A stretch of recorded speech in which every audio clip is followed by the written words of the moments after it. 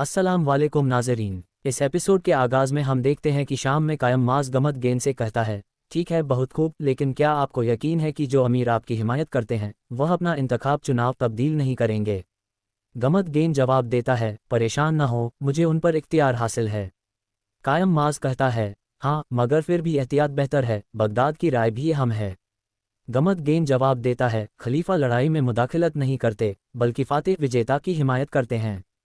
कायम माज पूछता है, तो क्या अगर इस इंतखाब को बार बार दोहराया जाए तो नतीजा नहीं बदलेगा, जबकि नतीजा पहले भी बराबर रहा है?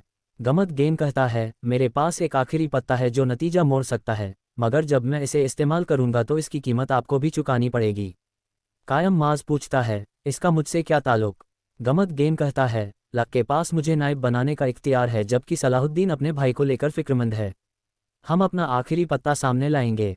ये सुनकर कायम माज चौंक जाता है और पूछता है, क्या वह अभी जिंदा है? गमत गेंद कहता है, जी हाँ।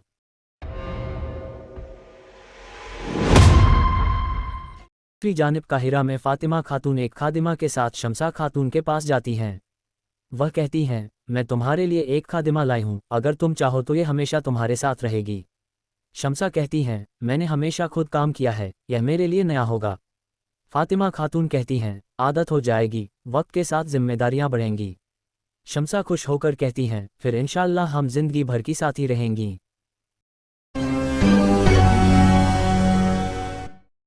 शाम में वजीर सलाहुद्दीन अपने साथियों से मंसूबाबंदी करते हुए कहता है, एला किला फतह करना मुश्किल है मगर नामुमकिन नहीं। मैं बतौर सुल्तान मिस्र किले का दौरा करूंगा और कैदियों की रिहाई की दरख्वास्त करूंगा, इसी दौरान तुम किले में दाखिल हो जाना।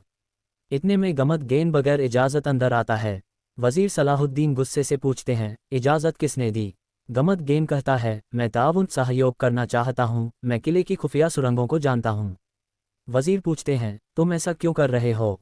वह जवाब देता है, जब खानदान की बात आती है तो सब कुछ पीछे रह जाता है। कुद्स में सबीला बालान से कहती है, मुझे डर है कि मारिया कुछ करेगी और वलीयत को मुतासर कर देगी।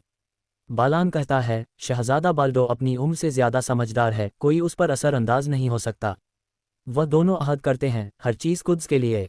इसी दौरान बादशाह का बेटा बाल्डो तख्त से दस्तबरदार होकर हुकूमत अपनी बहन सबीला को सौंप देता है।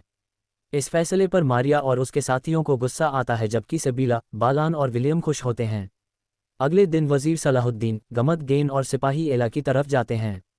रास्ते में बातचीत होती है। गमत गेंद बताता है कि उसे शाम में मुश्किलात थीं और अब 2 बहादुर सलीबी कैद हैं, इसलिए वह मदद कर रहा है। एला किला में कमांडर को इल्म होता है कि सलाहुद्दीन अपने भाई के लिए आ रहा है। वह कहती है, उसके इस्तिकबाल के लिए खुसूसी दावतनामा तैयार करो। वह सोच रही होती है कि जब सलाहुद्दीन अपने भाई से मिलेगा तो उसे वह पहले जैसा नहीं पाएगा। जंदाल में बोरू और करकोरम भागने का मंसूबा बनाते हैं। करकोरम बताता है कि उसे बरसों में किले के रास्तों का नक्शा याद हो गया है और अगर हम दीवार पार कर लें तो सुरंगों तक पहुंच सकते हैं।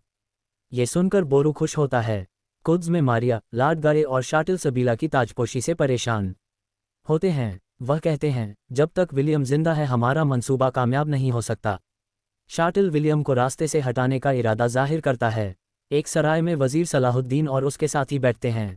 उनके इर्द गिर्द लोग उन पर नजर रखे हुए हैं। किसी खुफिया गिरोह का सरगुरु कहता है, शिकार जाल में आ चुका, अब असल निशाना सलाहुद्दीन है। इसी दौरान कुद्स में सबीला की शादी की तैयारियां होती हैं और विलियम कहता है, मैं कल आपकी शादी पढ़ाऊंगा। सबीला खुश हो जाती है और विलियम तैयारी करने चल देता है। नाजरीन, इसके साथ ही एपिसोड खत्म होता है। के लिए चैनल सब्सक्राइब करें, लाइक करें और दुआ में याद रखें।